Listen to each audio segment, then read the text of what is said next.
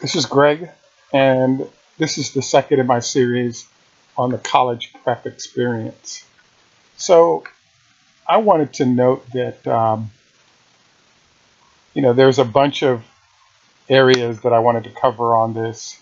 In particular, um, today I wanted to cover sort of the college experience and the difference for good black students versus good white students. So if you're at a college prep school at the caliber of any of the major schools, be it Andover all the way down, you will find that um, with good grades, there are many white students who won't get into schools that you will get into. And I think it's a fascinating experience because many of the white students who've worked hard and leveraged family power to get in to these schools will be kind of pissed off at you, but c'est la vie. Um, in this case, I wanted to look at, um, you know, the fact that there's a real shortage of quality black students at all of the top uh, traditionally white institutions. And therefore, they're looking for not only good students academically, but they're also looking for students who can handle the cultural environment that might be predominantly white. Because there are many black students over the years who tried coming from a lower income, middle of the city situation and going to a Harvard or a Stanford. The cultural piece alone, combined with the academics, can blow people out, even if the students were excellent students going in. So I wanted to sort of just note that. Um, the other thing I wanted to note is just sort of go through weird things that happen to acknowledge that, yes, it did happen, and I agree with you that it's ridiculous. So the list of what I could go through is long because when I was in boarding school, for example, other than the people who served food in our dining hall, there were no black people on campus in terms of teachers or other professionals one could go to sort of get a look at life beyond the academy. So, so it's the little slights that can really impact your experience. For example, if you're at a school where it's predominantly white, there are a lot of girls who will date the white guys, but may not date you, or vice versa.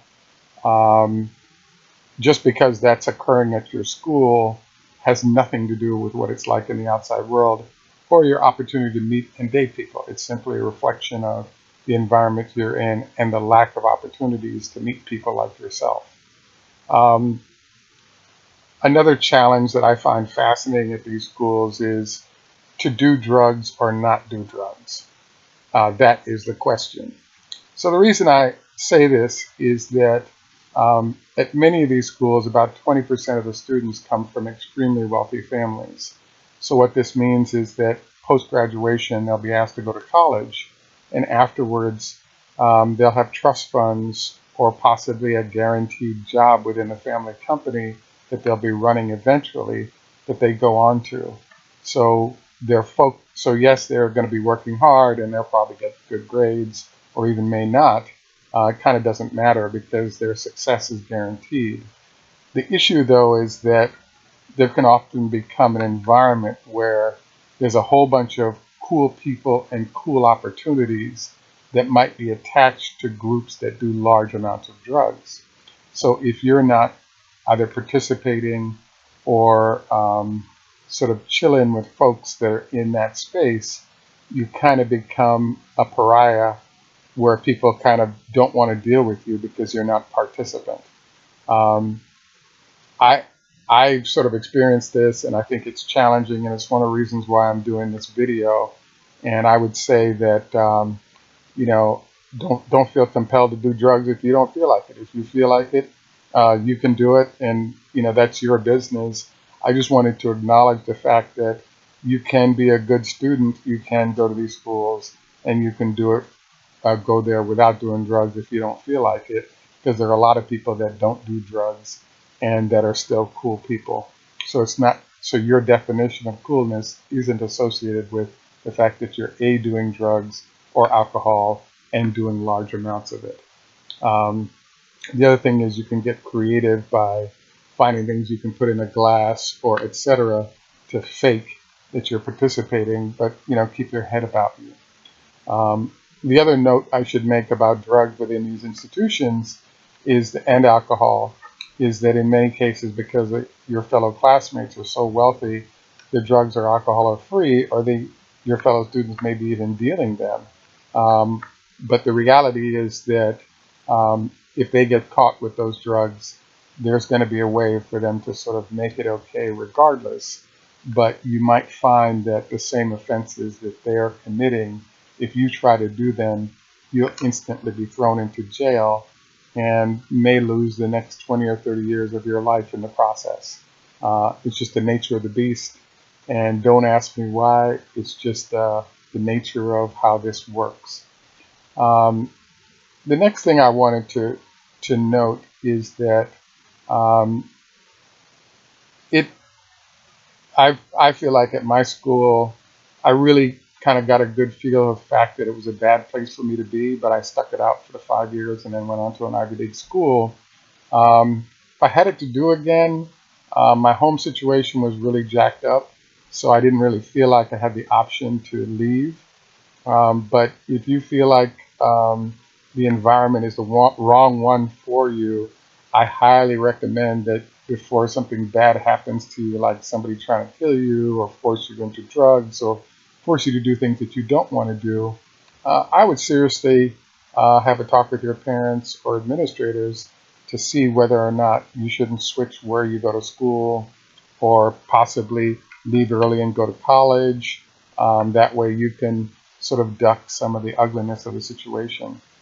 Um, the final note that I'll make, and I thought was really interesting, is that I actually went on to Stanford after my school, and I was blown away because um, the head of academic counseling did not assist me with my application to college and / refused to.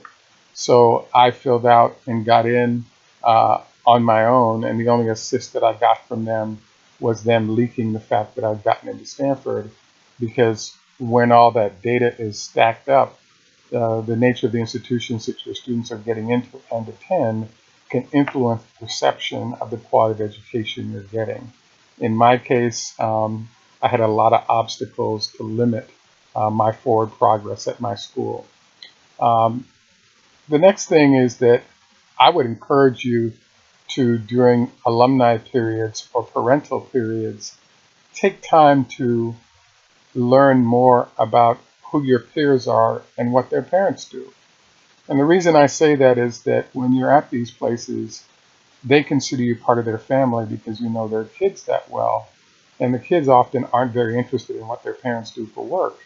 But your opportunity to interview these folks on campus or maybe near campus to visit their companies or where they're employed will allow you to explore options for how to use the education you're now getting and will get after college. Whereas there might be a high likelihood that your parents didn't necessarily have the backgrounds that most of the parents at the school that you're at do. And even if they did have the background, there can be opportunities to be exposed to work or even location. For example, my old high school now has a lot of students that are coming from China or Hong Kong and those places. And so it can be a really good opportunity for you to travel to these countries with the guide of a classmate or their parents and have all these terrific experiences that you might not have seen otherwise. Thank you for watching, and please like and look forward to making more statements.